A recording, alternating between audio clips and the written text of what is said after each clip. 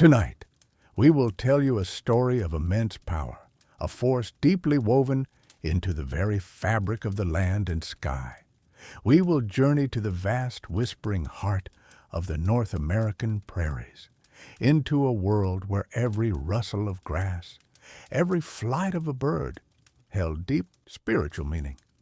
You will discover why, in that profound and demanding world, becoming a Native American shaman meant shouldering an immense responsibility, and why, for most, that journey was perilous, a path few could truly endure.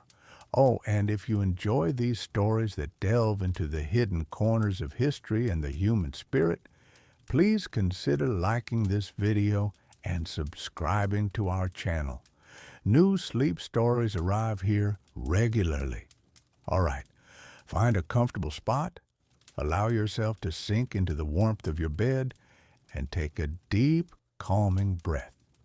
Let your body relax, releasing any tension you might hold from your day. Our story begins in a world shaped by ancient traditions, where the wind carried wisdom and the earth held sacred truths. You found yourself living in a world of immense open spaces, a vast expanse known to its inhabitants as the Prairies.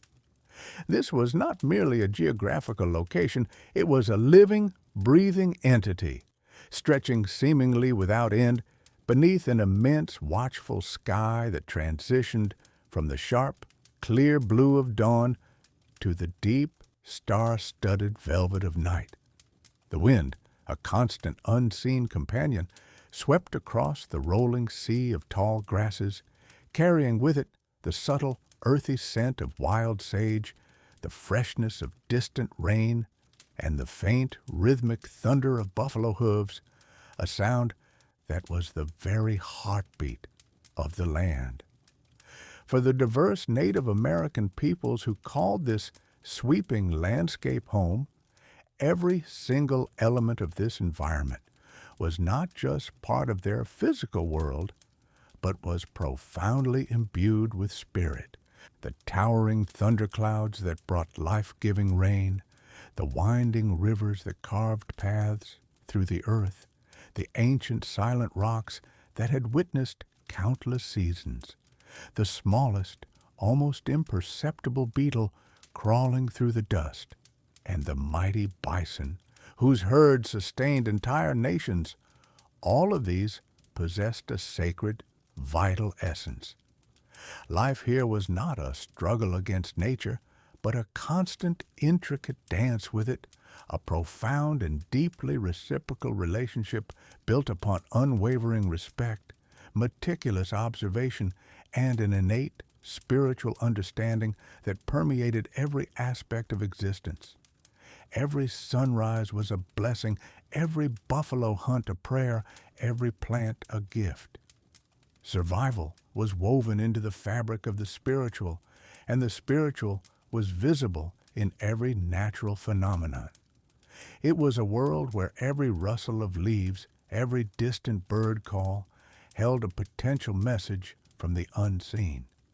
In the very heart of this intricately interconnected world, among these communities who lived in harmony with the land, there existed individuals who walked a path unlike any other.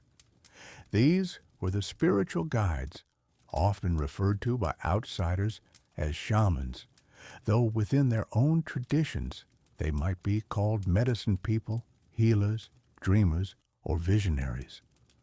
Their roles were far more expansive and profound than any single title could convey. They were, in essence, the intermediaries, the living bridge between the visible, tangible world of daily human life and the invisible, potent realm of spirits, revered ancestors, and the powerful unseen forces that shaped reality. Their presence was not just important, it was absolutely central, indispensable to the very survival, health, and spiritual well-being of the entire tribe. Without them, the community felt adrift, vulnerable, and incomplete. The immense power these individuals wielded was not derived from physical prowess, nor from inherited wealth, nor from political dominance, but from a profound, often terrifying, and deeply personal connection to the spiritual dimensions. They were believed to communicate directly with the spirits of animals, drawing wisdom from the swiftness of the wolf or the strength of the bear. They communed with the spirits of the ancestors, seeking guidance from those who had walked the path before them, and most importantly, they connected with the great mystery, sometimes referred to as the Creator, the ultimate all-encompassing creative force that brought all things into being. Through intense, often arduous vision quests, through vivid, prophetic dreams, and through elaborate sacred ceremonies that could last for days, they would gain insights, receive messages, and acquire knowledge that was absolutely vital for the community's continued prosperity and safety. This profound power, however, came with an equally immense and often crushing responsibility. A shaman was tirelessly tasked with maintaining balance. Balance within the individual members of the tribe, balance within the tribe as a collective entity, and crucially, balance between the human world and the powerful, ever-present spirit world. They were the ones who guided the communal buffalo hunts, ensuring not just a successful kill, but also that the spirits of the animals were honored and appeased. They oversaw the planting and harvesting, performing rituals to ensure bountiful crops. They interpreted the complex language of omens and signs, deciphering warnings or blessings from the natural world. They provided comfort, spiritual solace, and practical wisdom in times of profound sorrow, illness, or uncertainty. They were the meticulous keepers of ancient knowledge, memorizing generations of oral traditions, the eloquent storytellers of creation myths and tribal history, and the vigilant protectors against unseen dangers, whether from malevolent spirits or the ill intentions of rival tribes. Every single action they took, every ritual they performed, every word of advice or prophecy they uttered carried an extraordinary weight for the prosperity, the collective health, and indeed the very existence of the tribe often hinged precariously on their wisdom, their spiritual efficacy, and their ability to successfully navigate the spirit realm. To live among these people meant accepting that the world was vibrantly alive with unseen forces and that certain individuals possessed the rare, often isolating, and profoundly burdensome gift of navigating those mysterious depths, not for personal gain, but solely for the good of all their relations. You would have instinctively looked to them for answers to life's greatest mysteries, for miraculous healing when sickness struck, for unwavering guidance through times of doubt, and for the very essence of your collective spiritual existence. The weight of this expectation would have been immense, a constant sacred burden carried with deep reverence for the survival and flourishing of their entire community. This profound role, this sacred duty, was never a matter of personal ambition or a career path one simply chose. To become a shaman among the peoples of the prairies was to answer a calling, a destiny imposed by the spirit world itself, often in ways that were both awe-inspiring and deeply terrifying. It was not a decision made lightly, nor was it something one could simply decide to pursue. Instead, the path to becoming a spiritual guide was divinely ordained, a journey thrust upon an individual by forces beyond their control. Often, This calling manifested in dramatic, undeniable ways. A young man or woman might experience a profound, unsolicited vision, a vivid dream or waking trance where ancient spirits, animal allies, or even the voices of ancestors would reveal themselves, imparting sacred knowledge or a clear directive. These were not fleeting images, but immersive, often overwhelming experiences that left an indelible mark on the soul. Sometimes the calling came through a debilitating illness, a sickness that no tribal healer could cure, a mysterious ailment that brought the individual to the very brink of death. It was believed that during these intense periods of suffering, the spirit of the afflicted would travel to the other world, confronting spirits, undergoing a profound spiritual death and rebirth, only to return with newfound spiritual power and an understanding of the unseen. This near-death experience, a journey to the threshold between worlds, was a common and potent sign that the spirits had chosen that person for a unique purpose. The body might weaken, the mind might reel, but the spirit would be forged anew, ready for its sacred task. Once identified by these unmistakable signs, whether through a series of powerful visions, a prolonged and mysterious illness, or a clear intervention from the spirit realm itself, the individual's life changed irrevocably. They were then taken under the wing of an elder, established shaman, embarking on a long and arduous period of training that could span many years, sometimes even decades. This was not a formal education in the way we might understand it today, with books and classrooms. It was an immersive, deeply personal apprenticeship. The aspiring shaman would spend countless hours in solitude, meditating in remote places, fasting for days under the vast, silent sky, and enduring physical hardships to purify their body and strengthen their spirit. They learned the intricate language of the wind, the subtle shifts in animal behavior, the whispers of the ancient trees, and the silent messages carried by the rivers.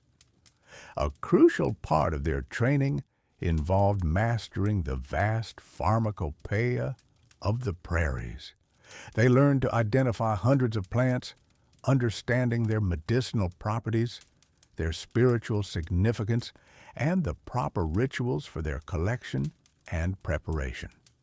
They were taught not just what to use, but how to ask the plant spirits for their help, how to offer gratitude, and how to maintain the delicate balance of nature. Beyond physical remedies, they delved into the complex cosmology of their people, learning the names and characteristics of various spirit entities, benevolent and malevolent, and how to interact with them, how to appease them, or how to ward them off.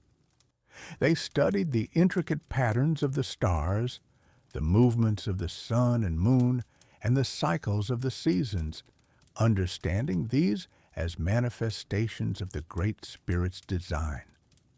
The elder shaman would guide them through ritualistic practices, teaching them specific songs, chants, and dances that were believed to open pathways to the spirit world. They learned how to enter altered states of consciousness, not through artificial means, but through disciplined focus, rhythmic drumming, and deep meditative practices, allowing their spirit to journey beyond the physical realm. They practiced interpreting dreams, not merely as personal narratives, but as messages from the collective unconscious or direct communications from the spirits, often holding vital warnings or guidance for the entire community. This intensive tutelage was designed to hone their intuitive abilities, to sharpen their spiritual senses, and to equip them with the wisdom and resilience necessary to confront the profound challenges of their future role. They had to learn to control the flow of spiritual energy, to direct it for healing or protection, and to channel the messages they received clearly and accurately. For the very life and well-being of the tribe would often depend on the precision of their interpretations. It was a rigorous, often lonely path, demanding absolute dedication and an unwavering commitment to the collective well-being of their people. Every lesson, every vision, every moment of suffering was a step towards becoming the vital bridge between the seen and unseen worlds, preparing them for the immense spiritual burdens that would soon rest squarely upon their shoulders.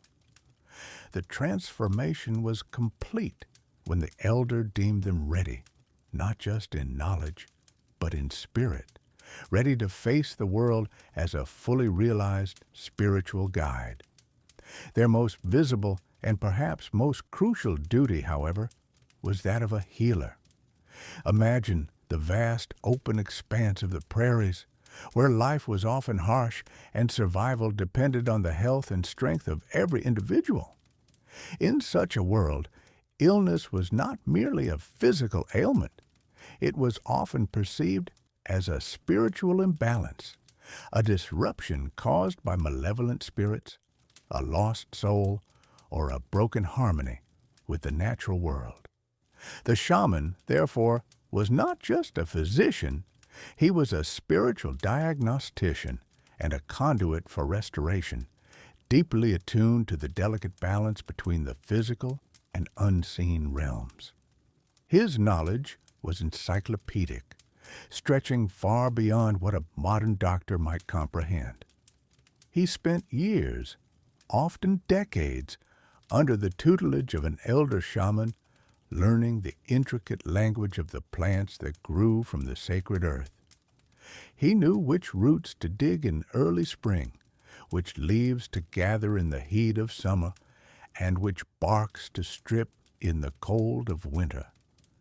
Each plant had its purpose, some to staunch bleeding, others to reduce fever, some to soothe pain, and yet others to induce visions or purify the body. He understood not just their medicinal properties, but also their profound spiritual essences, their connections to the animal spirits and the elemental forces. He knew the precise rituals for gathering them, often involving prayers or offerings to the plant spirits, ensuring their potency and showing respect for their life-giving power. The rustle of dry leaves, the earthy scent of damp soil, the quiet hum of the wild. These sensory details were part of his patient, meticulous work, guiding his hands. But physical remedies were only one aspect of his healing craft. He also mastered an extensive repertoire of rituals, each carefully designed to address specific ailments. These might include elaborate purification ceremonies involving smoke and sacred herbs, rhythmic drumming that could induce trance states, or intricate chants sung in ancient languages meant to invoke benevolent spirits or banish malevolent ones. He performed complex dances, sometimes for hours, embodying animal spirits or channeling cosmic energies to mend the broken spirit of the patient. The air in the lodge, thick with the scent of burning sage and tobacco, would vibrate with the intensity of his focus, his voice rising and falling in hypnotic patterns, drawing the community into a shared act of profound healing and spiritual communion. He might suck the illness from the patient's body or use sacred feathers to brush away negative energies, all while maintaining an unshakable connection to the Great Spirit. The shaman's understanding of the spirit world was paramount. He learned to identify the specific spirits responsible for different illnesses, whether they were trickster spirits, ancestral ghosts, or entities from the lower world. He ventured into the spirit realm, often through vision quests or trance states, to retrieve lost souls, negotiate with hostile spirits, or seek guidance from ancient ancestors. This was not a metaphorical journey. For the shaman and his people, it was a tangible, perilous undertaking, fraught with dangers and requiring immense courage. He carried the weight of this spiritual burden, knowing that his own spirit was constantly exposed to unseen forces, battling on behalf of his community, often at great personal risk. Each successful return from the spirit world was a testament to his strength and the trust placed in him. The pressure on the shaman was immense, a constant heavy weight on his shoulders.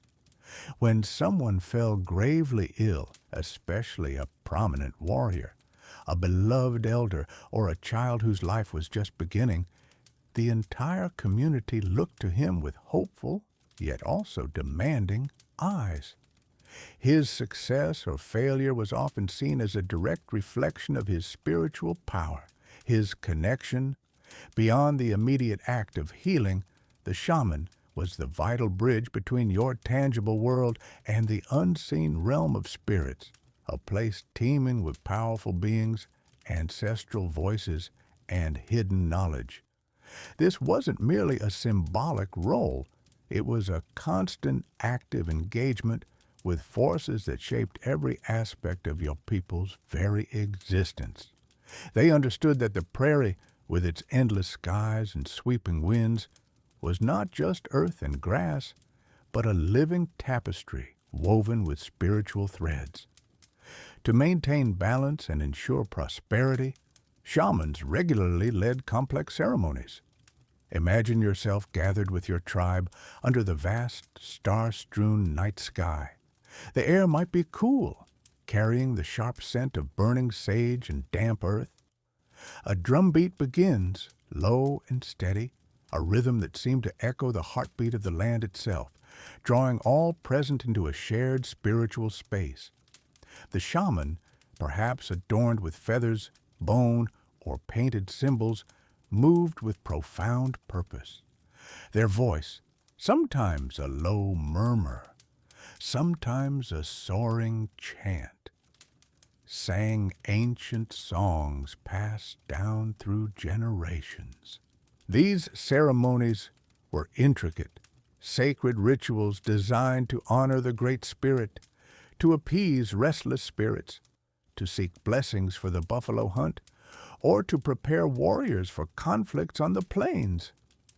Every precise gesture, every utterance, every resonant beat of the drum held profound meaning, meticulously orchestrated to open pathways to the spirit world. You would witness them enter deep trances, their eyes perhaps unfocused and distant, their bodies swaying as they journeyed to realms unseen by ordinary eyes, seeking direct guidance or potent intervention on behalf of the collective. Their communion with the unseen was a cornerstone of tribal life. Dreams, too, held immense significance, and it was the shaman's responsibility to unravel their often cryptic, symbolic messages. If you or a member of your family experienced a dream that felt unsettling, or one that recurred with persistent clarity, you would immediately seek out the shaman. They possessed the wisdom to interpret these nocturnal visions, understanding that dreams were often direct communications from spirits or premonitions of future events, both personal and tribal. A dream of a particular animal might signify a coming challenge, a new ally, or an unexpected source of strength. A vivid vision of a sudden storm could warn of an impending natural disaster or a significant upheaval. Their interpretations were never taken lightly, They often guided crucial life-altering decisions for the entire tribe, from choosing optimal hunting grounds to determining the timing of migration, or even deciding whether to engage in conflict or seek peace.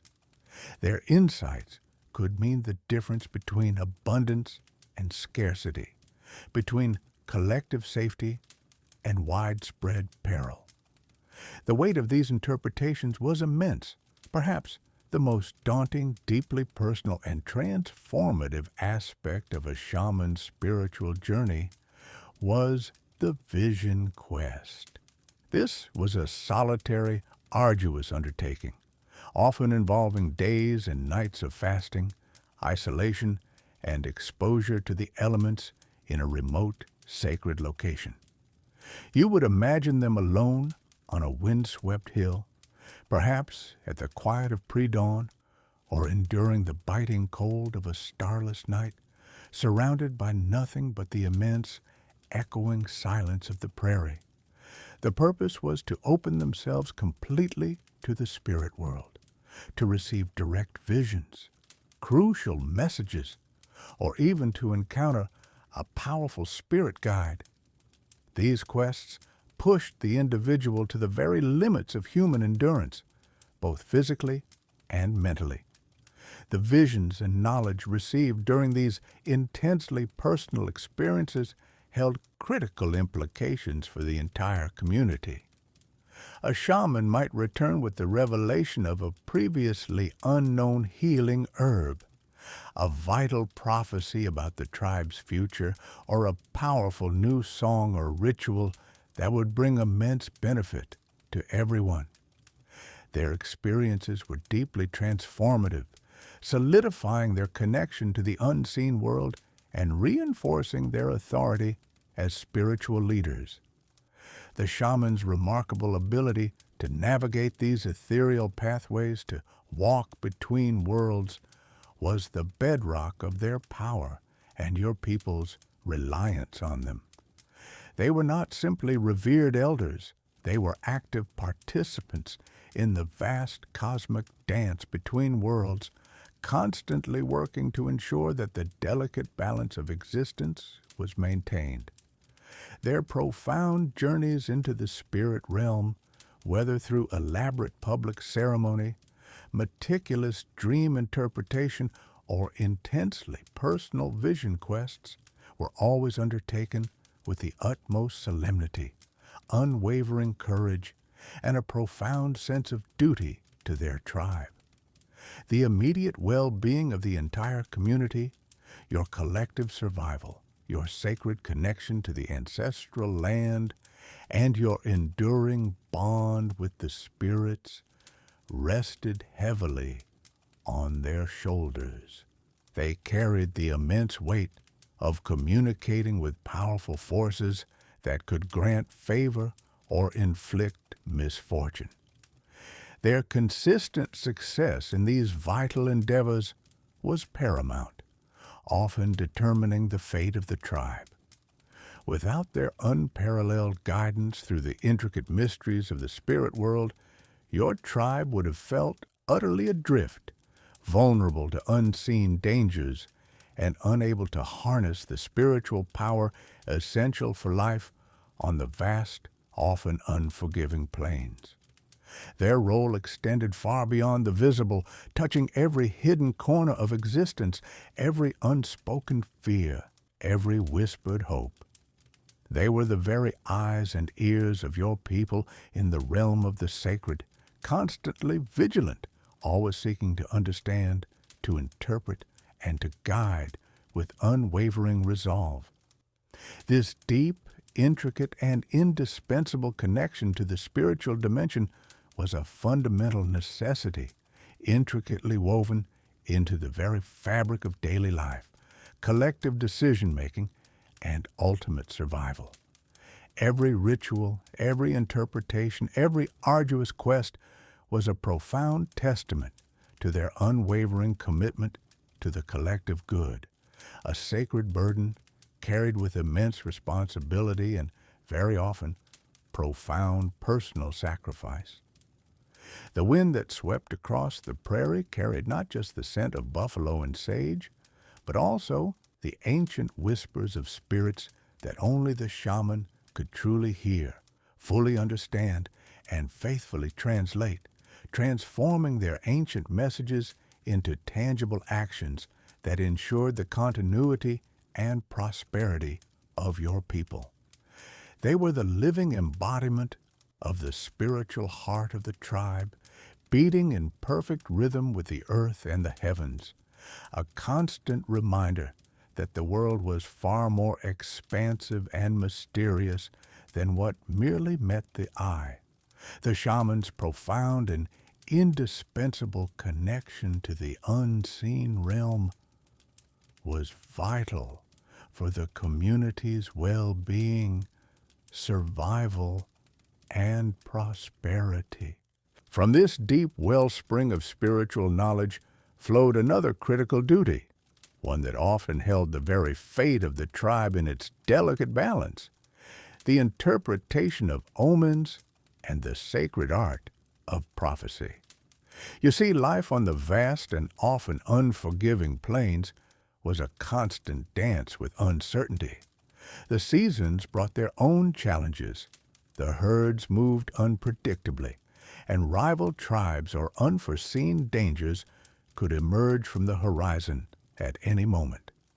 It was the shaman's sacred task to peer beyond the immediate, to listen to the whispers of the wind, the patterns of the stars, and the subtle signs hidden within the natural world, seeking guidance for their people. This was not a simple matter of guesswork or intuition. It was a profound spiritual discipline, honed over years of solitary reflection, fasting, and communion with the spirits. A shaman might spend days in a sweat lodge, purifying their body and mind, emptying themselves to become a clearer vessel for divine messages. They might undertake a vision quest, venturing alone into the wilderness, enduring hunger, thirst, and exposure, all in the hope that a powerful spirit animal or ancestral guide would appear and impart crucial knowledge.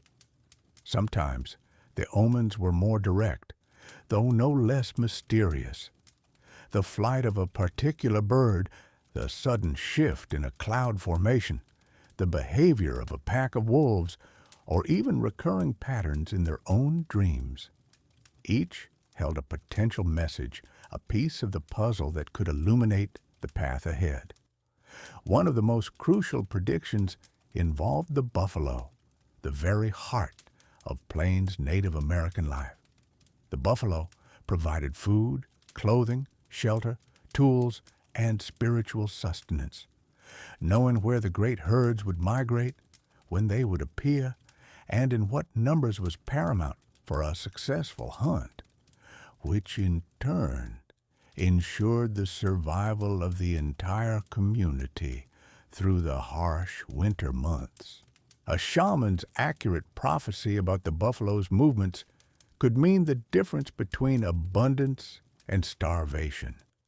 They might receive visions of the herds or interpret signs from the land itself, guiding the hunters to the right place at the right time. Imagine the relief, the quiet joy, as the scouts returned with news that the shaman's words had proven true, that the thundering hooves of the buffalo were indeed approaching. Beyond the vital hunts, the shaman's prophetic duties extended to foreseeing threats and guiding tribal defense.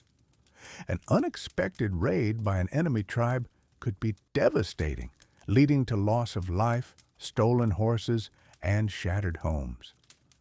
Through visions or the interpretation of specific omens, perhaps an unusual silence among the animals, or a disturbing dream about shadowy figures, the shaman could warn their people of impending danger. This foresight allowed the tribe to prepare, to fortify their camps, to send out patrols, or even to decide on a strategic retreat. Their counsel was not merely advisory, It was often seen as the direct will of the spirits, and thus carried immense weight in the tribal council. The shaman's guidance was also sought for major tribal decisions: when to move camp to new hunting grounds, where to establish winter shelters, whether to forge alliances with other tribes, or when to embark on a war party. Every significant undertaking began with consultation with the shaman, who would seek spiritual validation or warning. They might perform intricate ceremonies, carefully observing the reactions of sacred objects or the patterns of smoke from a ceremonial pipe. The answers they provided were not always straightforward. Sometimes they came as riddles, other times as vivid imagery that required careful interpretation by the tribal elders in consultation with the shaman. But this immense power came with an equally immense burden. The consequences of misinterpretation were catastrophic. If a shaman's prophecy about the buffalo proved false, the tribe could face famine, leading to widespread suffering, sickness, and even death. If a warning about an enemy attack went unheeded, or worse, if a shaman failed to foresee an ambush, the tribe could suffer terrible losses in battle, their warriors slain, their women and children taken captive, their homes destroyed. A wrong decision guided by flawed prophecy could lead to a disastrous migration into barren lands or an ill-fated conflict that decimated the tribe's strength. In such cases, the shaman's authority would be severely undermined. Trust, which was the bedrock of their power, would erode. The people, facing hardship or tragedy directly linked to a shaman's era, would not simply shrug it off. The belief system of the Plains tribes was deeply practical. Spiritual power was expected to manifest in tangible benefits for the community. When it failed to do so, especially repeatedly or with devastating outcomes, it raised fundamental questions about the shaman's connection to the spirits, or even their integrity. The line between a powerful, benevolent guide and a dangerous, misguided individual was thin, especially when the very survival of the tribe hung in the balance. This constant pressure to be right, to connect flawlessly with the unseen, was a profound source of stress and responsibility for any shaman. Their wisdom was revered, but their failures were never forgotten, for they often had life and death consequences for every man, woman, and child in the tribe. It was a role that demanded not just spiritual insight, but an almost unbearable level of accountability. The shaman's profound responsibilities extended far beyond interpreting signs or guiding hunts. They plunged directly into the heart of conflict, becoming essential architects of spiritual warfare and protectors of their people. For the tribes of the prairies, war was never merely a physical clash of bodies and weapons. It was a deeply spiritual endeavor, a dance between visible and unseen forces, where the outcome was often believed to be swayed by the strength of one's spiritual allies and the purity of one's intentions. Before any war party departed on a raid or to defend their homeland, the shaman's involvement was not just important, it was absolutely paramount. They would lead intricate, often lengthy ceremonies of preparation, designed not just to bolster the courage of individual warriors, but to forge an impenetrable spiritual shield around the entire group, ensuring their safe return and the success of their mission. These rituals often began with intense purification, a cleansing of both body and spirit. Warriors might spend hours in a sweat lodge, a small dome-shaped structure covered with hides, where heated stones produce thick, purifying steam. Inside, under the dim light, they would chant, pray, and share their intentions, cleansing themselves of any negative thoughts or influences that could weaken their spirit in battle. The air within the lodge would be dense with the steam and the earthy scent of heated stones, a tangible representation of the spiritual transformation taking place. Alternatively, or in addition, there might be ceremonial bathing in sacred rivers or lakes. The cold, clear water believed to wash away doubt, fear, and any lingering impurities. The shaman would guide these processes, their voice a steady, authoritative presence, ensuring each warrior was truly ready. Following purification, the shaman would carefully select and bless specific objects intended to offer profound spiritual protection. This might involve the meticulous application of sacred war paint onto the warriors' bodies and faces. These were not mere decorations. They were intricate, often geometric designs, each stroke a prayer, each color imbued with specific, potent power. Red might symbolize the lifeblood of courage and victory, black, the shadow of death to be cast upon enemies, or white, the purity and strength of the spirit. These designs were believed to deflect incoming arrows or lances, to confuse the enemy's vision, or to render the warrior invisible to spiritual harm. The careful, deliberate act of painting transformed the individual, making them a conduit for ancient power. Shamans would also meticulously prepare protective amulets or medicine bundles, small, tightly bound pouches crafted from leather or cloth, containing a precise combination of potent herbs, sacred stones, feathers, animal claws, or other items deeply connected to the spirit world. Each item was chosen with immense care for its specific spiritual properties, perhaps a hawk feather for swiftness, a bear claw for strength, or a specific root for protection against evil. These bundles were worn close to the warrior's heart or around their neck, a constant, tangible reminder of the spirit world's watchful eye and the shaman's powerful blessing. Throughout these preparations, the shaman's chants and songs would fill the air, a continuous, mesmerizing tapestry of sound. These were not random tunes, but rhythmic invocations to ancestral spirits, powerful animal guides like the wolf or the eagle, and the elemental forces of nature, calling upon them to lend their strength, wisdom, and protection to the coming conflict. The rhythmic beat of drums would often accompany these songs, its deep resonance echoing the heartbeat of the earth, drawing the warriors into a shared, focused state of readiness. Warriors would listen intently, their minds emptying of distraction, their spirits aligning with the ancient power flowing through the shaman, a collective surge of spiritual energy aimed at the impending battle. The shaman's role during the actual battle was not to wield a physical weapon or engage in hand-to-hand combat, for their power lay in a different realm.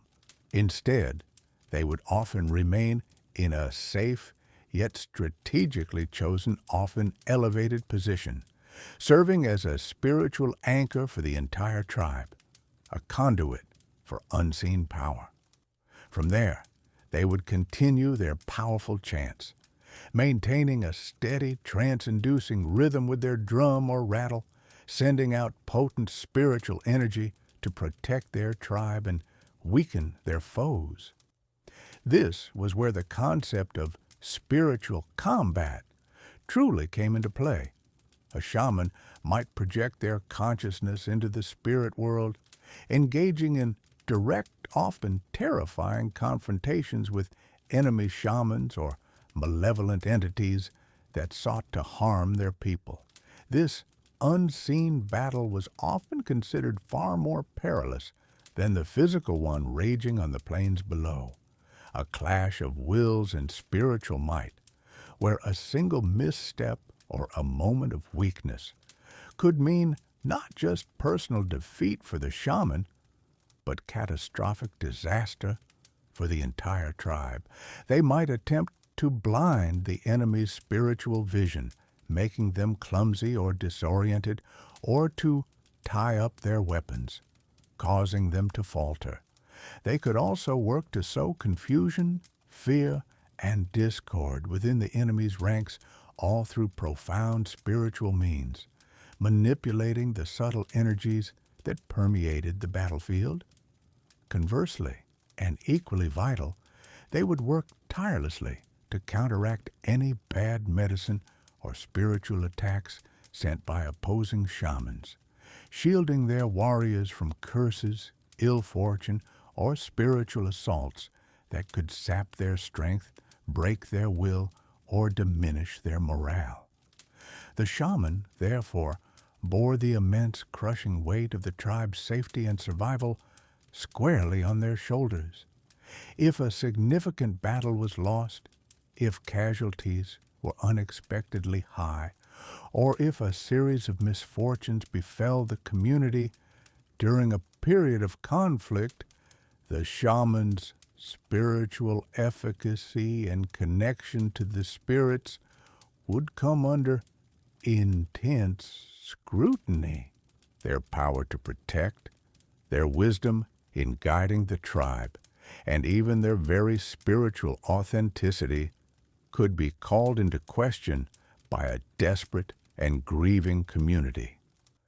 The line between being a revered spiritual guide and being perceived as a source of misfortune, or even as someone who had lost their connection to the benevolent spirits, was incredibly thin. A shaman's survival, both physically within the tribe and in their sacred role, often hinged precariously on the perceived outcomes of these conflicts. This profound burden of collective well-being was a constant companion, a heavy, invisible cloak of responsibility that never truly lifted even in times of peace, for the threat of conflict was ever present on the vast, untamed prairies. The spiritual health of the community, its very ability to thrive and defend itself, rested almost entirely on the shaman's ability to maintain a strong, clear channel to the spirit world, a channel that had to be kept pure and potent at all costs. Failure to do so could lead to devastating consequences, not just for the shaman, but for every man, woman, and child under their spiritual care. But with such profound power and the heavy weight of responsibility came a perilous vulnerability for the shaman. Their connection to the spirit world, their ability to heal, to foresee, and to protect was not a static gift. It was a dynamic, often precarious balance, constantly tested by the harsh realities of the plains and the ever-present demands of the tribe. Should a shaman's spiritual prowess be perceived as failing, the consequences could be swift, severe, and utterly devastating. The very same people who revered them could, in times of desperation or suspicion, turn against them with an intensity born of fear for their own survival. Consider a time when the buffalo herds, the very lifeblood of the plains tribes, failed to appear as expected, or when a promised hunt yielded little. Perhaps a prophecy regarding an enemy raid proved inaccurate, leading to unexpected losses, or a powerful healing ritual, performed with all due reverence and knowledge, did not bring about the desired cure for a beloved member of the community. In such instances, the shaman's credibility would begin to erode. The whispers would start subtly, first in hushed tones around the evening fires, then growing louder, questioning the shaman's connection to the spirits, their wisdom, or even their very integrity. This immediate loss of faith translated directly into a diminished status within the tribe. The shaman, once the revered spiritual guide and counselor, might find their voice carrying less weight in council, their advice sought less frequently, and their presence becoming a source of unease rather than comfort. The people might begin to turn to other, perhaps younger or less experienced, spiritual practitioners within the community, seeking alternative guidance or healing, leaving the former shaman increasingly isolated and stripped of their influence. If repeated failures continued, or if a particular misfortune was attributed directly to the shaman's perceived incompetence or spiritual misstep, the consequences could escalate dramatically, moving beyond mere loss of status to outright banishment. To be cast out from the tribe on the vast, unforgiving prairies was often a sentence equivalent to death. Without the communal support system, the shared resources, the protection of the group, and the vital human connection, survival in the wilderness was an almost insurmountable challenge. The shaman, once a central pillar of the community, would be forced to wander alone, facing not only the bitter cold, gnawing hunger, and constant dangers of the wild, but also the profound psychological torment of utter isolation. This was not a decision taken lightly by any tribe, for it meant severing a bond that was both cultural and spiritual. It was a measure reserved for those whose continued presence was believed to actively endanger the collective well-being, a stark demonstration of the tribe's desperate need to maintain spiritual harmony and practical survival. The most terrifying accusation a shaman could face was that of witchcraft. This was a far graver charge than simple incompetence.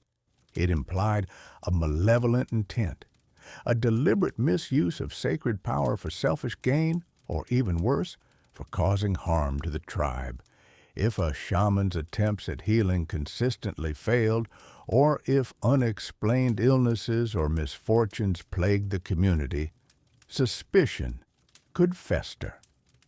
People might believe the shaman was secretly working with dark spirits, or that their power had become corrupted, turning against their own people. The fear of witchcraft was deeply ingrained in many plains cultures, driven by a profound understanding of the interconnectedness of the spiritual and physical worlds. A malevolent shaman was seen not just as a human threat, but as a spiritual poison, capable of unraveling the very fabric of the tribe's existence by severing their vital connection to benevolent spirits and inviting devastating curses. In such an environment of escalating fear and paranoia, the community, desperate to protect itself from perceived spiritual attack, might resort to extreme measures. In the most dire and rare circumstances, when accusations of witchcraft solidified, or when a shaman was believed to have betrayed the tribe or to have caused irreparable harm through their actions or inactions, the ultimate penalty awaited them: execution. This was not an act of casual cruelty, but a solemn, dreadful decision, often made after prolonged deliberation by the tribal council and elders. The methods varied, but the intent was singular: to sever the perceived source of spiritual corruption and to purify the community. It was a horrifying testament to the immense pressure placed upon the shaman and the absolute imperative of tribal survival. The life of an individual, even one once revered, was deemed secondary to the collective well-being and the spiritual balance of the entire people. The shaman, who had once walked the line between worlds, guiding and protecting, could, in a tragic turn of fate, find themselves condemned by the very community they had served. A stark reminder that the path of a spiritual leader on the prairies was one of both immense honor and terrifying risk. The life of a plains shaman, despite the immense respect and power they wielded, was often one of profound solitude and relentless spiritual burden. You might imagine a figure at the heart of the community, constantly surrounded, but in truth, the shaman walked a path largely alone. Their unique connection to the spirit world, the terrifying visions they experienced, and the heavy secrets they carried set them apart from their kin. They could not easily share the weight of their spiritual journeys, the dilemmas of interpreting cryptic prophecies, or the despair when a healing ritual failed. Who, among the ordinary hunters or gatherers, could truly comprehend the demands of conversing with ancient spirits or wrestling with unseen forces for the soul of a sick child? This very separation, born of their sacred calling, often fostered a deep personal isolation. Every day brought new spiritual demands, a continuous expectation to commune, to heal, to guide. A shaman was always on call, so to speak, expected to be ready at any moment to interpret a strange dream, to perform a protective ceremony before a hunt, or to intervene when sickness swept through the camp. There was no true respite from these duties. The spiritual well-being of the tribe rested heavily on their shoulders, a constant pressure that allowed little room for personal desires or ordinary human pursuits. This unwavering commitment often meant sacrificing the simple joys of a typical family life or the freedom to pursue individual interests, dedicating their entire existence to the collective good. The mental and emotional strain of such a life, filled with intense spiritual experiences and the constant awareness of life, death, and the delicate balance of existence, was immense. The perception of the community was a fragile thing, shifting like the prairie winds. When successful, the shaman was revered as a direct conduit to the Great Spirit, a source of blessings, good fortune, and healing. Their wisdom was sought, their words heeded, and their presence brought comfort and assurance. They were the anchors in a world of uncertainty, the guardians of tradition and the interpreters of the sacred. Yet this reverence was always balanced on a razor's edge. A string of bad hunts, an unexpected epidemic, or a series of unexplainable misfortunes could swiftly erode trust. Suspicion, like a creeping shadow, could replace admiration, and the very power that once brought comfort could be perceived as malevolent. The line between a revered guide and a feared outcast was perilously thin. Should a shaman be seen as misusing their power, perhaps for personal gain or out of spite, or if their prophecies repeatedly failed to materialize, the community's trust could shatter.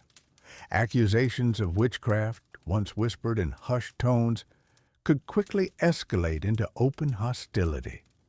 In such a tightly knit society, where spiritual harmony was paramount for survival, any perceived threat to that balance, especially from one entrusted to maintain it, was met with extreme caution and often severe judgment.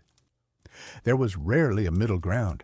A shaman was either a profound blessing, essential for the tribe's prosperity, or a dangerous presence, capable of bringing ruin.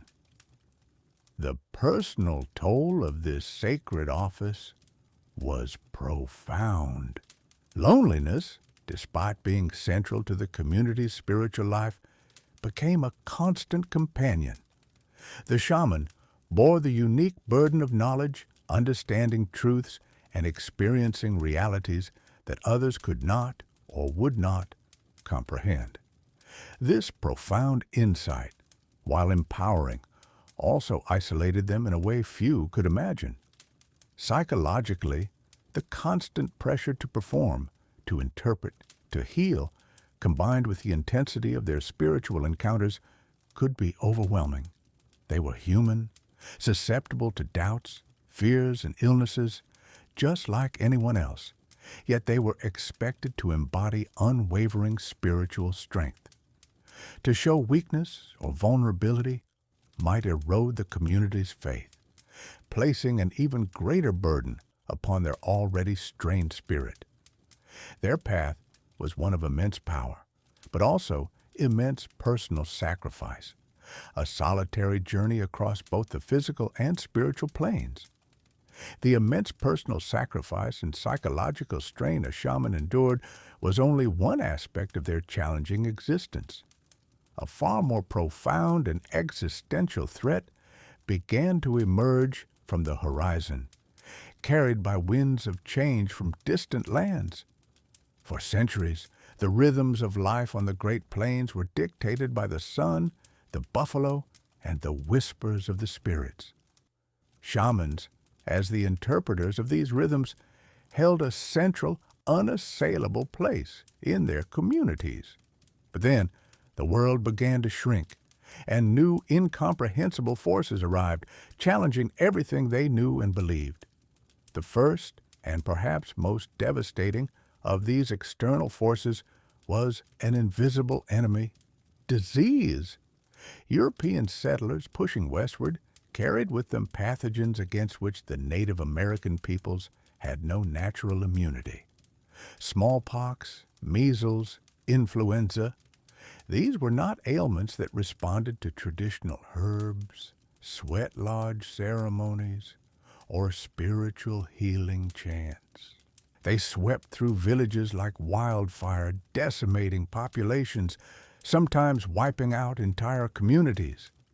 Imagine the shaman, revered for their ability to mend broken bones and soothe fevered brows, standing helpless as their people succumbed to an illness no spirit guide could identify, no vision quest could cure. Their most fundamental role, that of a healer, was undermined by a foe they could neither see nor understand. This inability to stem the tide of death shattered trust, not only in the shaman's power, but sometimes in the very efficacy of the spirit world itself, leaving behind a trail of grief and growing despair. Simultaneously, new technologies began to seep into the plains. The rifle, with its terrifying reach and destructive power, transformed warfare, where once a warrior's courage, spiritual protection, and the shaman's battle blessings were paramount. The cold efficiency of a firearm seemed to speak a new, brutal language. Metal tools and goods, though initially fascinating, subtly altered traditional ways of life, reducing the reliance on skills and knowledge passed down through generations, often overseen or blessed by the shaman.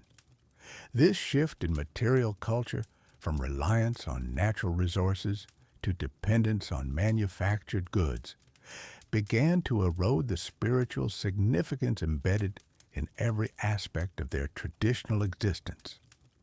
The buffalo hunt, once a profound spiritual endeavor, guided by visions and prayers, became a matter of firepower. The very fabric of their world, interwoven with spiritual meaning, began to unravel under the weight of these new, practical realities. Furthermore, the European newcomers brought with them not just diseases and technologies, but an entirely different worldview. Their religious beliefs, predominantly various forms of Christianity, often viewed the complex spiritual practices of the Plains peoples as primitive, pagan, or even, in some cases, demonic. Missionaries arrived, seeking to convert, to civilize, and to eradicate what they perceived as heathen superstitions.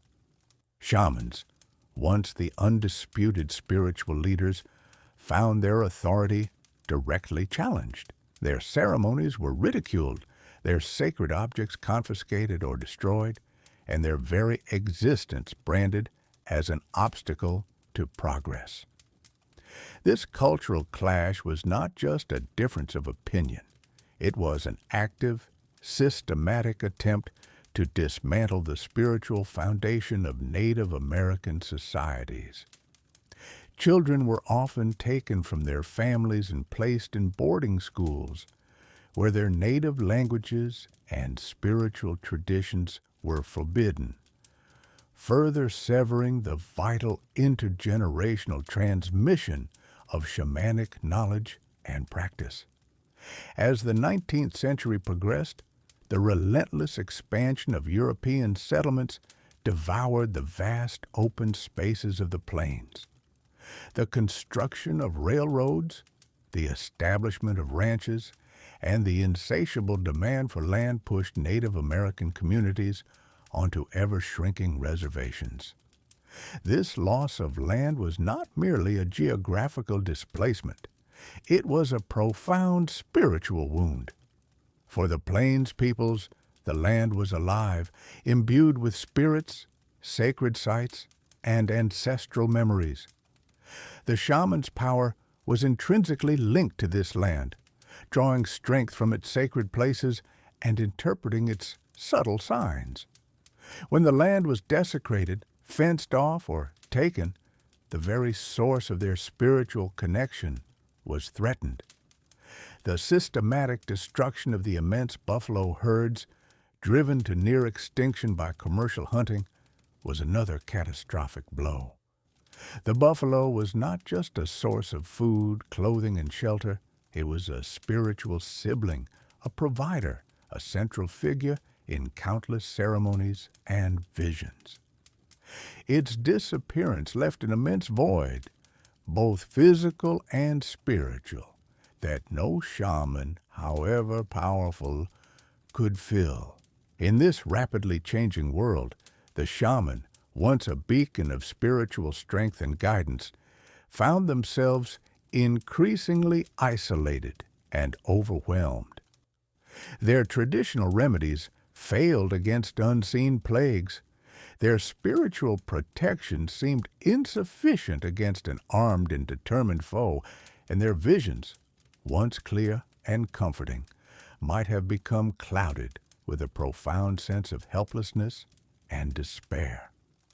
The community, facing unimaginable losses and transformations, sometimes began to doubt the very powers they once revered. A shaman's inability to stop the encroaching tide, to cure the incurable diseases, or to bring back the disappearing buffalo, could lead not just to a loss of respect, but to profound disillusionment and even accusations of having lost their power, or worse, having betrayed their people. For many shamans, their sacred calling became a lonely struggle against an unstoppable current. Their once clear spiritual path obscured by the choking dust of an invading world. Their power, once absolute within their spiritual domain, was rendered tragically diminished in the face of an enemy that understood only conquest and conversion, not the profound sacred interconnectedness of life. The very essence of their ancient wisdom, deeply rooted in harmony with nature, stood in stark contrast to the devastating, destructive forces unleashed upon their world, leaving many to question not only their own efficacy, but the very future of their entire spiritual heritage. The traditional world of the plains, a vast tapestry woven with spiritual threads, began to unravel under the relentless pressure of these new forces. The shaman, as you understood their role, stood at the heart of this world, a living bridge between the visible and the unseen, a guardian of health, prophecy, and tribal spirit. But the foundations upon which their power rested were systematically eroded. The diseases brought by Europeans were perhaps the most immediate and devastating challenge. Measles, smallpox, cholera. These were not ailments known to the prairies.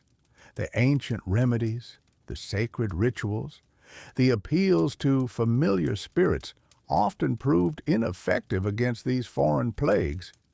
A shaman who might have successfully treated a broken bone or a spirit sickness found themselves powerless before a fever that swept through an entire village, leaving countless dead. This inability to heal, to protect their people from an unseen enemy, chipped away at their authority and the profound trust placed in them. The people, desperate for survival, sometimes turned to the new ways, to the medicines and beliefs of the newcomers, not out of rejection of their own, but from sheer agonizing necessity.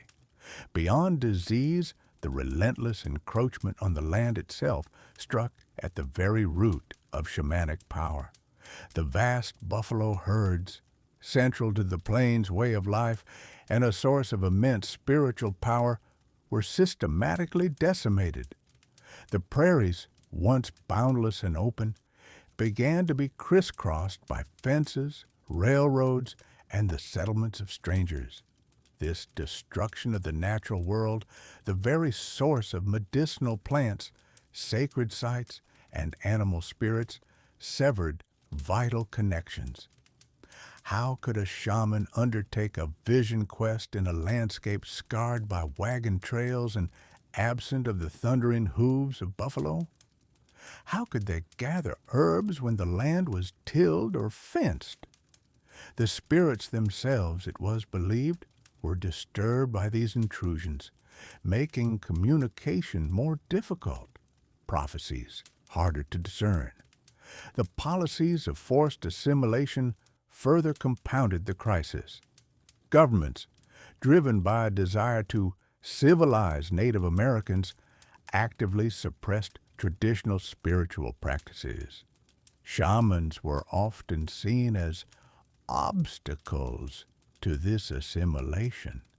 Their ceremonies and beliefs, deemed primitive or even satanic by missionaries. Children were taken from their homes and sent to boarding schools where their native languages and spiritual heritage were forbidden. Practicing traditional ceremonies, once a public and revered act, became a dangerous, clandestine activity. A shaman risked not only their status, but their freedom, sometimes even their life, if caught performing forbidden rituals. This forced secrecy fractured the public nature of their role, making it difficult to openly train new generations or perform community-wide ceremonies. Yet, despite these overwhelming pressures, the spiritual wisdom of the Plains people and the essence of the shamanic role did not vanish entirely. It adapted, it endured, it often went underground. Many practices continued in secret, passed down quietly within families or trusted circles, away from the watchful eyes of authorities. The core principles, the deep respect for nature, the interconnectedness of all living things, the importance of balance, the power of prayer, and the art of healing, persisted. While the public figure of the shaman in their traditional pre-contact form became rarer, the spiritual needs of the community remained. New forms of spiritual leadership emerged, sometimes blending old traditions with new influences, a testament to the resilience and adaptability of the human spirit. For example, the ghost dance, a spiritual movement that swept across the plains in the late 19th century, was a powerful expression of this adaptation. While not strictly shamanic in the old sense, it embodied a collective spiritual effort to restore the old ways and resist the encroaching despair. It was a new form of spiritual response to an unprecedented crisis, led by visionaries who drew upon deep-seated spiritual traditions. Similarly, the Native American church, which emerged later, integrated elements of traditional spirituality with Christian influences, offering a path for spiritual expression that could navigate the complexities of a changed world. The knowledge of medicinal plants, the understanding of the human spirit, the art of storytelling, and the preservation of sacred songs continued to be cherished and passed down, often by elders who carried the ancient wisdom within them. Though the grand public ceremonies might have become less frequent or visible, the intimate connection to the land, the reverence for ancestors, and the belief in the power of the unseen endured in countless private ways. The lessons of balance, humility, and interconnectedness, once taught by shamans, remained vital to the identity and survival of the Plains people. Even today, in contemporary Native American communities, you can still find echoes of this ancient wisdom. There are healers who draw upon traditional plant knowledge, spiritual leaders who guide ceremonies, and elders who share stories that carry the weight of generations. While the term shaman might not be universally applied, the spirit of that role, the dedication to healing, the connection to the spiritual realm, the guidance of the community, and the profound respect for the natural world continues to manifest. The challenges were immense, the changes profound, but the spiritual heart of the Plains people, nurtured for centuries by their shamans, proved incredibly resilient. It transformed, it hid, but it never truly died. Instead, it became a quiet, enduring current, flowing beneath the surface of a changed world, a testament to the power of belief and the deep roots of ancestral wisdom. It is a legacy not of static preservation, but of dynamic survival, adaptation, and an unwavering commitment to a spiritual path that continues to guide and inspire.